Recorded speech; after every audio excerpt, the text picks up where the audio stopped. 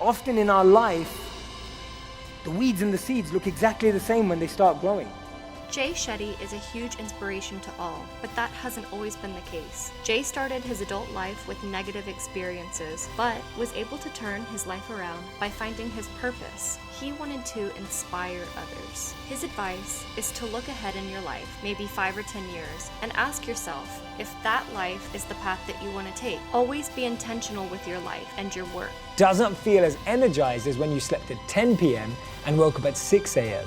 Right? It's about getting that schedule right for yourself. Do new things that make you feel uncomfortable, because that's how we grow. Always look for something new. You have to live a life designed by you, not designed by somebody else. Don't forget to start every day with positivity. By starting your day on a positive note, it sets you up for success. Jay Shetty can be an inspiration to us because he's a perfect example of how he found his purpose. By opening ourselves up to new experiences, hopefully we can find our purpose as well. What am I good at?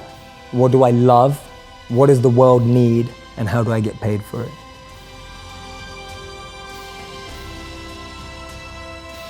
Yeah, let's talk about the term and let's talk about that specific answer. So when I hear the word mindfulness, to me, what it really means is intentionality. What I mean by that is, are you crafting, designing, and intentionally creating your life? Or are you just coasting in the passenger seat of your life, which is just dragging you and driving you wherever it's taking you? And so it's the difference between being the driver or being in the passenger seat. Yeah. And so to me, living intentionally is what allows you to live a life of by design. And so I'll give you an example of what mindfulness can look like. There's something in the book that I talk about called the 3 S's, which are sights, sense, and sounds. Now, if you think about that, we're exposed to sights, sense, and sounds every single day.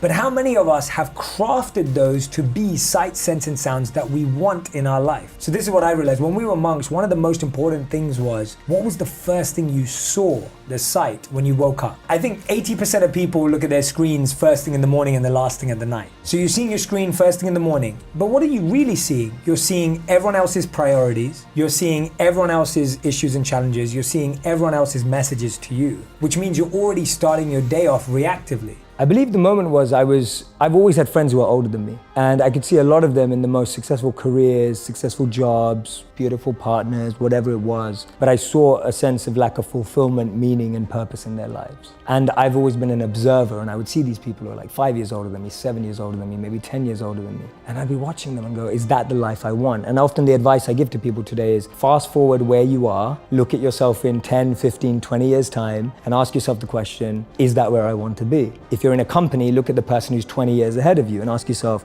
is that where I want to be? If you're in a startup, look at where other startups have got to in similar roles and go, is that where I want to be? And if the answer is no, then you need to find a new path. And for me, the answer at that time from observing was no. The path that my parents or society or the university I went to or the community I had that was carving out for me, it didn't feel like the path for me. So I was almost seeking an alternative or a new path. I was just so fortunate that it happened to be an uplifting, powerful path as opposed to something that could have actually taken me down the wrong road, because that could have been possible too. I love that. I think it's so true. When you treat people as kids, then they always be kids, even when they grow up. And for you, it was really powerful because you've talked about this before, where your father said to you, like, whether you score 0 or 60, like, I love you. Tell me what that statement meant to you at that time, and how did it actually motivate you to continue scoring 60? I want to ask you this, and I'm not saying it because you know yourself best and you know how you've got there. So I'm asking it from a place of humility, of learning. When I look at you, I'm like, your superpower isn't just your work ethic. Your superpower isn't just like figuring things out. Your superpower is like you think strategically. Like that's a very strategic thought of saying this person could be this in the future if they would develop, rather than just like, let's use them for the short term. So many incredible awards coming through. How have you dealt with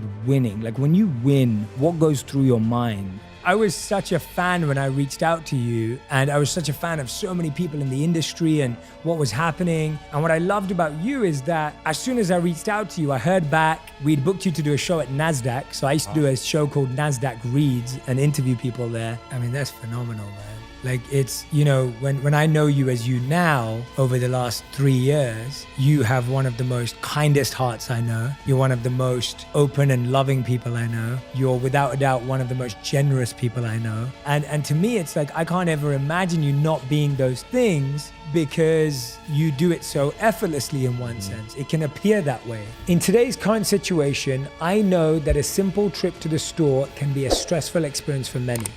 Thank you for watching, and don't forget to like, comment, and subscribe.